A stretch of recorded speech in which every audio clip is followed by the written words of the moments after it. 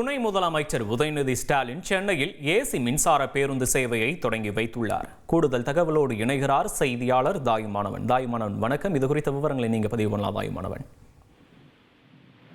சென்னை பெரும்பாக்கம் பேருந்து பணிமனையில ஏசி மின்சார பேருந்து சேவையை துணை முதலமைச்சர் உதயநிதி ஸ்டாலின் இன்னும் சற்று நிமிடங்கள்ல தொடக்கி வைக்க இருக்கிறார்.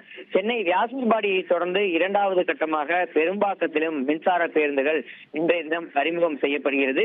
நீல நிறத்திற்கு மாற்றாக சிவப்பு நிறத்திலான ஏசி மின்சார பேருந்துகள் வடிவமைக்கப்பட்ட முதலாக சென்னை மாநகரில் இந்த ஏசி மின்சார பேருந்து இங்க பெரும்பாக்கம் பணிமனையில் இருந்து அறிமுகப்படுத்தப்பட இருக்கிறது.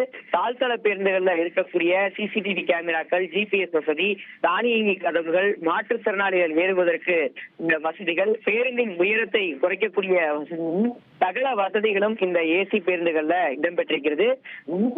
பணிமனையில ஏற்கனவே 120 மின்சார பேருந்துகள் 11 வழித்தடங்கள்ல இயக்கப்படக்கூடிய இன்றைய தினம் 5 வழித்தடங்கள்ல ஏசி மின்சார பேருந்துகளும் 11 வழித்தடங்கள்ல 80 சாதாரண மின்சார பேருந்துகளும் என 135 பேருந்துகள் இன்று இரண்டாவது கட்டமாக அறிமுகப்படுத்தப்படுகின்றன. சென்னை பெரும்பாக்கம் பணிமனையில 49.56 கோடி மதிப்பீட்டுல புதுப்பிக்கப்பட்ட 230 கோடி மதிப்பீட்டிலான ஏசி மின்சார பேருந்துகள் தற்போது அறிமுகப்படுத்தப்பட இருக்கிறது. துணை முதலமைச்சர் உதயநிதி ஸ்டாலின் இந்த பேருந்துகளை அறிமுகப்படுத்தினார்.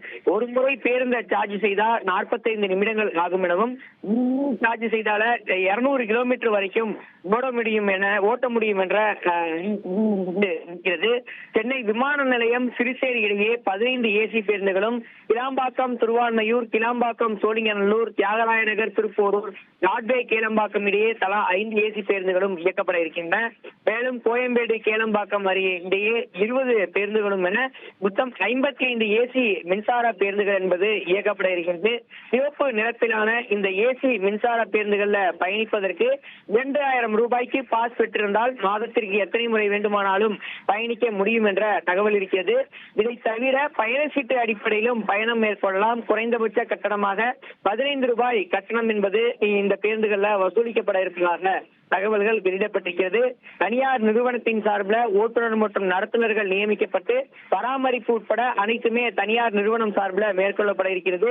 மின்சார பேருந்துகளால மாதம் ஒன்றுக்கு 90 லட்சம் ரூபாய் வரைக்கும் செலவுகள், எரிபொருள் செலவுகள் குறைவதாக மாநகர போக்குவரத்து கழகம் தகவல் வெளியிடப்பட்டிருக்கிறது.